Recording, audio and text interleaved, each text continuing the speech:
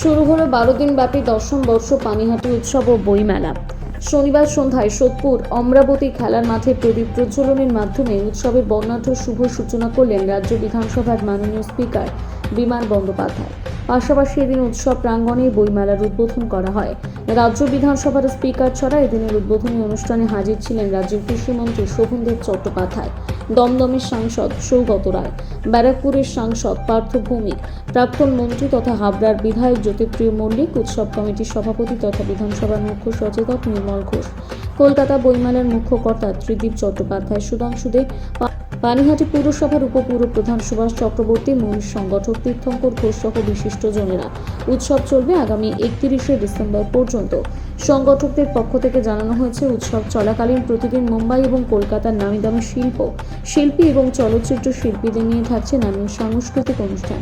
এছাড়া উৎসব প্রাঙ্গণে বিশেষ আকর্ষণ হিসেবে থাকছে food park, IT park, children park, পুষ্প প্রদর্শনী, চিত্র ও আলোকচিত্র প্রদর্শনী, রং বেরঙের পাখির মেলা, হস্তশিল্প প্রদর্শনী, বিক্রয় কেন্দ্র, সৃজনশীল অঙ্কন প্রতিযোগিতা ছাড়া উৎসব প্রাঙ্গণে থাকছে স্বাস্থ্য পরিষেবা কেন্দ্র।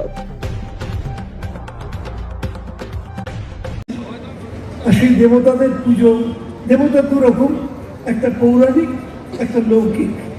এই বিভিন্ন পুজো উপলক্ষে মেলার যে ছল এটা ছিল।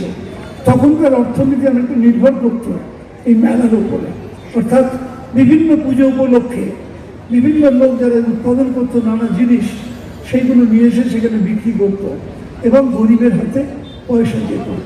এই করে অর্থনীতি সচল থাকতো। আজকের মুখ্যমন্ত্রী আমাদের যিনি মমতা বন্দ্যোপাধ্যায়, তাকে বিরোধীরা মেলা খেলার সরকার করে। সামান্য যদি একটু জ্ঞান থাকতো অর্থনীতির উপরে, তাহলে এই কথাটা নিশ্চয়ই বলতো না যে এই মেলা শুধুমাত্র কিছু মানুষের গান আর নাচ দেখবার জন্য নয়, এই মেলার সঙ্গে জড়িয়ে আছে আমাদের দেশের অর্থনীতি, জাতির অর্থনীতি। এক একটা দুর্গাপুজোয় 60,000 কোটি 70,000 কোটি টাকার ব্যবসা হয়, তাদের হাতে পয়সা নেয়। নিশ্চয়ই এই প্যান্ডেল যিনি বেঁধেছেন মালিকের হাতে পয়সা গেছে, কিন্তু যিনি এগুলো লাগিয়েছেন এখানে এই মজদুরগুলো, তাদের হাতেও পয়সা গেছে। একটা দেশে, একটা যে কোনো জায়গায় সমাজে বড় লোক কম, গরিব বেশি। এই গরিবের হাতে পয়সা যাওয়ার জন্য এখানে যত মেলার দোকানদার, কেউ খুব একটা বড় লোক নয়, তাদের কর্মচারী যারা কেউ বড় লোক নেই।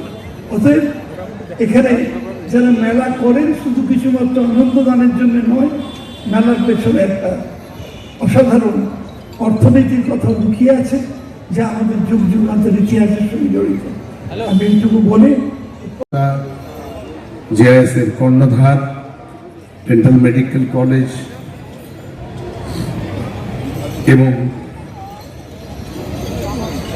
এই মাঠে খেলা হবে, মাঠ থাকবে, স্পোর্টস কমপ্লেক্স হবে। আজকে তার দায়িত্ব আপনাদের কাছে আমি ঘোষণা করি। আমাদের রাজ্যের প্রিয় মুখ্যমন্ত্রী মমতা বন্দ্যোপাধ্যায় গ্রহণ করেছেন। তিনি বলেছেন পানিহাটির মানুষের জন্য স্পোর্টস কমপ্লেক্স এবং পানিহাটির মানুষের জন্য খেলার মাঠ তিনি নিজে করে দেবেন। এটাই আমাদের সব থেকে বড় পাওনা। 2025 ডিসেম্বরে সব থেকে বড় পাওনা। আমি শুধু বলি সমালোচকদের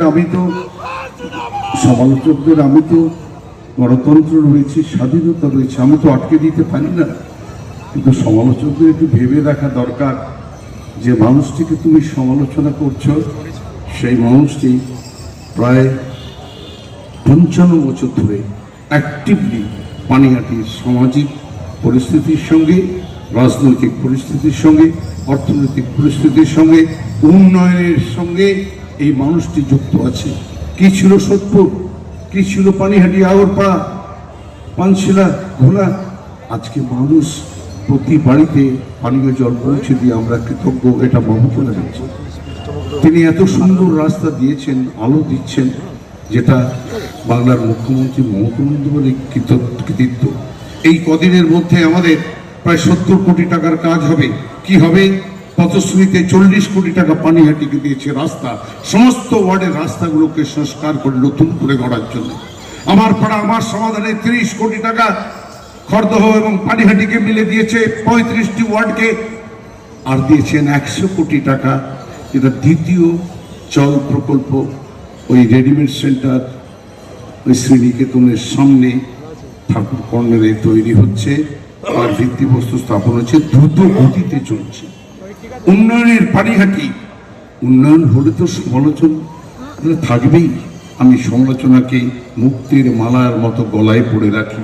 সমালোচনা না হলে মানুষ তো, আমি তো ভগবান নই, মানুষ ভুল করতে পারে।